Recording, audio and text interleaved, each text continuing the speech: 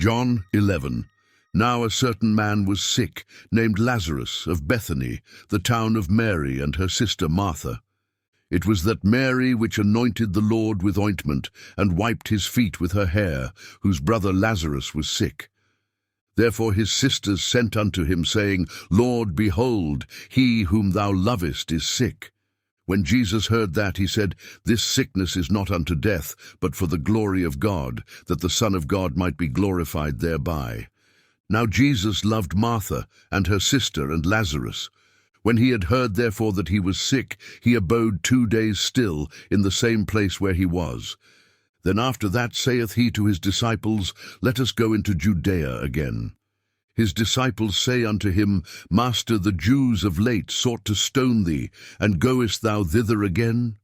Jesus answered, Are there not 12 hours in the day? If any man walk in the day, he stumbleth not, because he seeth the light of this world. But if a man walk in the night, he stumbleth, because there is no light in him. These things said he, and after that he saith unto them, Our friend Lazarus sleepeth, but I go, that I may awake him out of sleep. Then said his disciples, Lord, if he sleep, he shall do well. Howbeit Jesus spake of his death, but they thought that he had spoken of taking of rest in sleep. Then said Jesus unto them plainly, Lazarus is dead, and I am glad for your sakes that I was not there, to the intent ye may believe. Nevertheless, let us go unto him. Then said Thomas, which is called Didymus, unto his fellow disciples, Let us also go, that we may die with him. Then when Jesus came, he found that he had lain in the grave 4 days already. Now Bethany was nigh unto Jerusalem, about 15 furlongs off. And many of the Jews came to Martha and Mary to comfort them concerning their brother. Then Martha, as soon as she heard that Jesus was coming, went and met him. But Mary sat still in the house. Then said Martha unto Jesus, Lord, if thou hadst been here, my brother had not died. But I know that even now, whatsoever thou wilt ask of God, God will give it thee. Jesus saith unto her, Thy brother shall rise again. Martha saith unto him, I know that he shall rise again in the resurrection at the last day. Jesus said unto her, I am the resurrection and the life. He that believeth in me, though he were dead, yet shall he live. And whosoever liveth and believeth in me shall never die. Believest thou this? She saith unto him, Yea, Lord, I believe that thou art the Christ, the Son of God, which should come into the world. And when she had so said, she went her way, and called Mary her sister secretly, saying, The Master is come, and calleth for thee. As soon as she heard that, she arose quickly and came unto him. Now Jesus was not yet come into the town, but was in that place where Martha met him. The Jews then, which were with her in the house, and comforted her when they saw Mary, that she rose up hastily and went out, followed her, saying, She goeth unto the grave to weep there.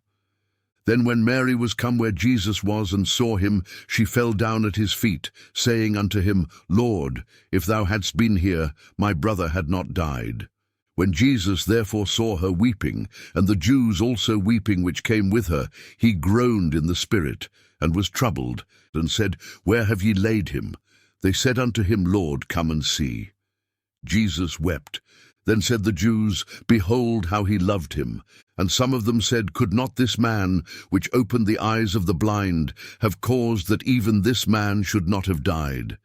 Jesus therefore again groaning in himself cometh to the grave. It was a cave, and a stone lay upon it. Jesus said, Take ye away the stone. Martha, the sister of him that was dead, saith unto him, Lord, by this time he stinketh, for he hath been dead 4 days. Jesus saith unto her, Said I not unto thee, that if thou wouldest believe, thou shouldest see the glory of God? Then they took away the stone from the place where the dead was laid.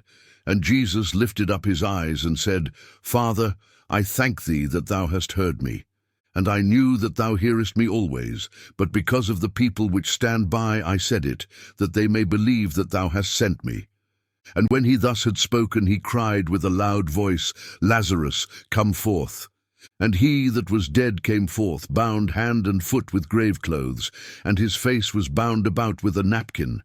Jesus saith unto them, Loose him, and let him go.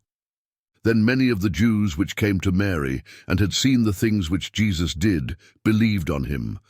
But some of them went their ways to the Pharisees, and told them what things Jesus had done. Then gathered the chief priests and the Pharisees a council, and said, What do we? For this man doeth many miracles. If we let him thus alone, all men will believe on him, and the Romans shall come and take away both our place and nation. And one of them, named Caiaphas, being the high priest that same year, said unto them, Ye know nothing at all, nor consider that it is expedient for us that one man should die for the people, and that the whole nation perish not. And this spake he not of himself, but being high priest that year, he prophesied that Jesus should die for that nation. And not for that nation only, but that also he should gather together in one the children of God that were scattered abroad. Then from that day forth they took counsel together for to put him to death.